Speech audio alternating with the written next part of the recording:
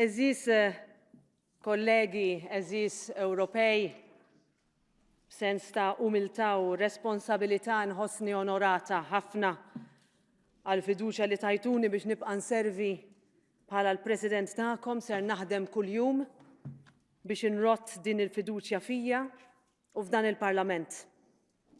This will remain the house of every person in Europe.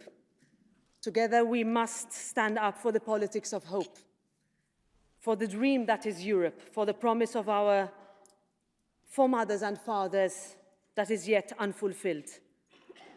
2.5 years later, I still want people to recapture a sense of belief and enthusiasm for our project, a belief to make our shared space safer, fairer, more just and more equal, a belief that together we are stronger and we are better, a belief that ours is a Europe for all. Ours must be a Europe that remembers, that learns from past struggles and recognizes the fight of so many who stood for the ideals we sometimes take for granted, for all those who were displaced, who were disappeared, for those who stood in front of tanks and bullets on the path away from the totalitarianism that took over so much of Europe for so long, for all those who believed in better and who dared to dream. Ours must be a Europe that Adenauer, Mitterrand, Wałęsa, Fenek Adami, Havel, Veil, Falcone, Borsellino would all be proud of. Notre Europe doit être une Europe qui les honore, qui honore notre histoire commune. Il n'y a pas de meilleur endroit qu'ici, à Strasbourg, au siège du Parlement européen, dans ce symbole vivant de la réconciliation pour se souvenir du passé et construire l'avenir. Ours must become a Europe that is accessible to all, that everyone feels not only part of, but ownership of. Polarization in our societies has led to more confrontational politics, even political violence. The easy answers that divide our communities into us and them. We need to move beyond this zero-sum thinking that has excluded people, that turns people away, that foments anger and hate rather than builds hope and belief. We understand that the comfort of such easy politics offers no real solutions. This is the house that stands for the opposite, that wants to build rather than destroy, that is not afraid to take the difficult path, that is able to find and use its voice for the common good. That is the counter to autocracy, that doubles down on the need to fight for the rule of law, that understands that we must truly all be equal in Europe.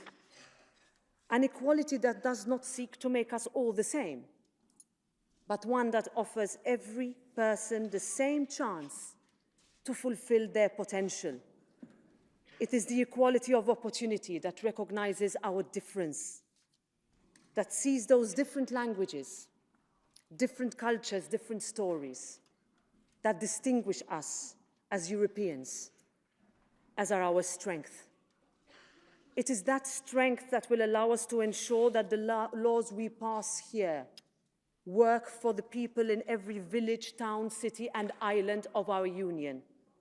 We must be the voice that ensures all of our policies work, and that they work well for young people, for families, for farmers, and for industry alike. And we share a responsibility to leave Europe a better place than the one we found.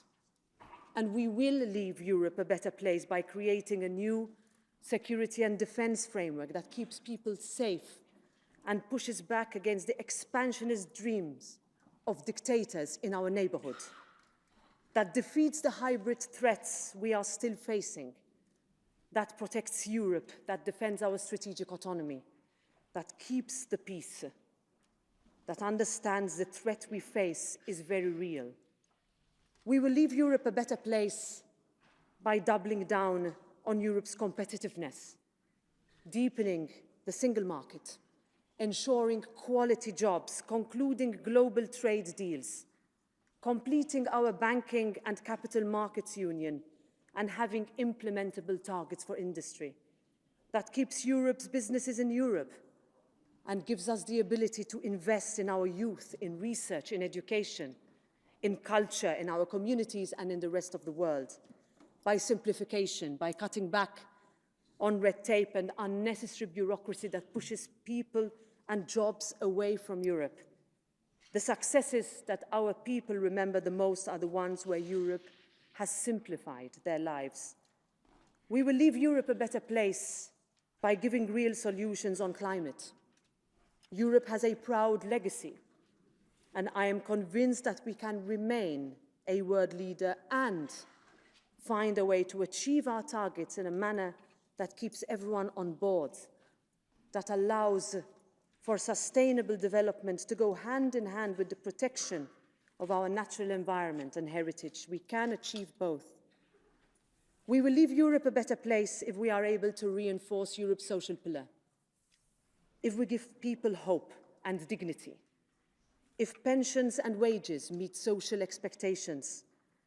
We cannot move forward if our youth are unable to rent, let alone buy, a place they can call home. Europe's housing crisis is looming, and we must have the tools to help address it, even on a European level. We will leave Europe a better place if we finally manage to implement proper migration and asylum legislation. That includes necessary border management with a returns policy and, above all, that is human-centric. That ensures that no other mother is given a choice but to give her child into a rickety boat in the hands of criminal trafficking networks. That guarantees that Europe is able to live up to its historic and proud legacy. We will leave Europe a better place if we are able to harness the opportunities that the digital age allows, that artificial intelligence offers. We have to keep ahead of the curve and be in a position to reap the benefits and mitigate the consequences of disinformation. We have all the knowledge of the world at our fingertips, and yet people feel more lonely than ever before. It shows how much Europe must also mean community. We cannot leave Europe a better place if people are still unable to be who they wish to be and love who they wish to love anywhere in Europe.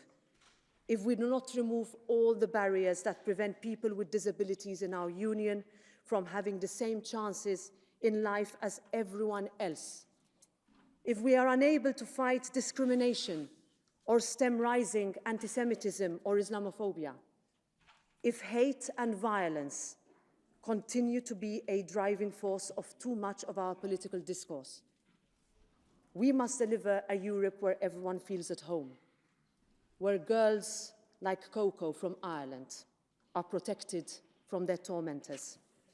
We cannot leave Europe a better place if too many women are still unable to feel part of it. Too many women are still abused, still beaten, still murdered in our Europe. Too many women are still fighting for rights. Too many women still earn less than men for the same job. Too many women still feel afraid, and this must become their Europe too. We can build the Europe that Simone Veil and Nicole Fontaine dreamt of.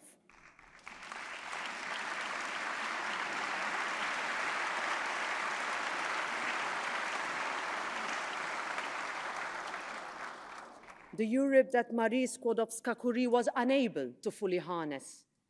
The Europe that Julia, Pellin, Anna Vanessa, Daphne, and so many other women will never be able to see. We will do it for them, for all those unable to speak, and for all those who come after. I know that together we will leave Europe better than we found it. I know that when the world looks to this Parliament, they will see a house that defends rights, that protects journalists, that values freedom, that understands its role in the world as a beacon of democracy across the globe. La tendenza all'essere uniti è una delle costanti della storia, disse Alcide De Gasperi 70 anni fa. Parliamo, scriviamo, insistiamo, non lasciamo un istante di respiro che l'Europa rimanga l'argomento del giorno. Mi faccio eco delle sue parole che dobbiamo ricordare in questa legislatura. Dear friends, we have learned that we can never take democracy for granted. We have seen that our European values are regarded by too many as a threat. It is a badge given to us by autocrats that we will continue to wear proudly. The Russian war of aggression against sovereign Ukraine remains at the top of our agenda. I went to Kiev in your name at the outbreak of the war.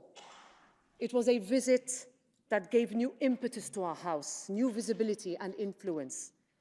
This House helped put the political spotlight on the need to stand with Ukraine, and that light is one that people rely on us to keep shining as brightly as it can be.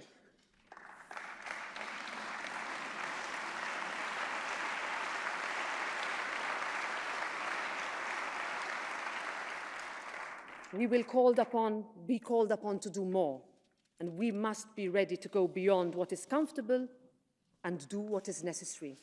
We do this because Europe must stand for freedom, for peace, a real peace with justice, with dignity, and with liberty. Because in Europe we understand how to heal seemingly impossible divides. That must also be the guiding philosophy of our reaction to the conflicts in the Middle East, where even in the fog of war, ours must continue to be the voice of humanity, pushing for an end to the intergenerational cycle of violence, for a two-state solution, a sustainable peace, and the return of those hostages still taken. It is that role that guides us as we mark 50 sad years of an artificially divided Cyprus. We must be the generation that is able to find a way forward under the auspices of the UN plan. We must finally plug the gap that is so dark in Europe's history with a viable solution in line with Security Council resolutions and our European values.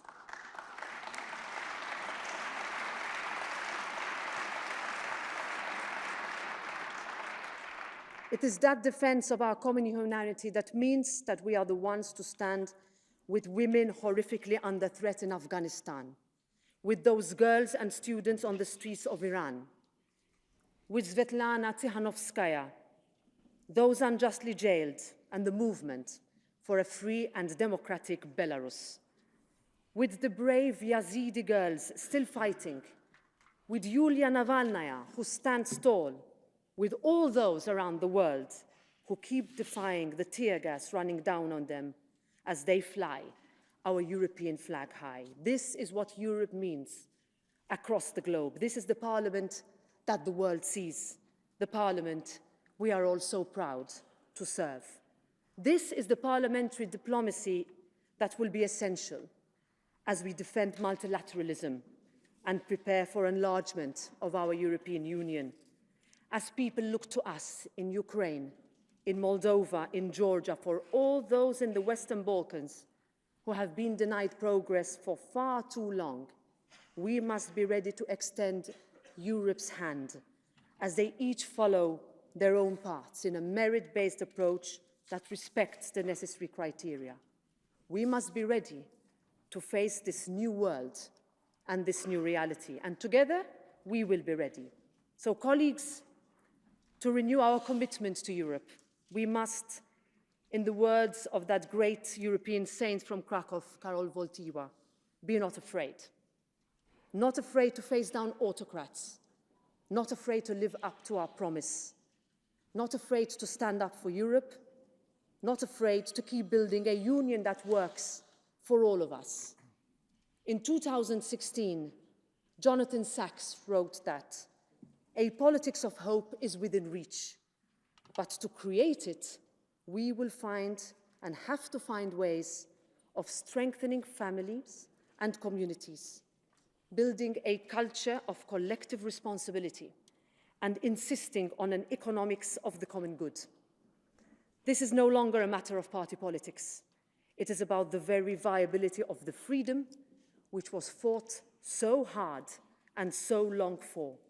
We need to construct a compelling narrative of hope that speaks to all of us, not some of us. And the time to begin is now.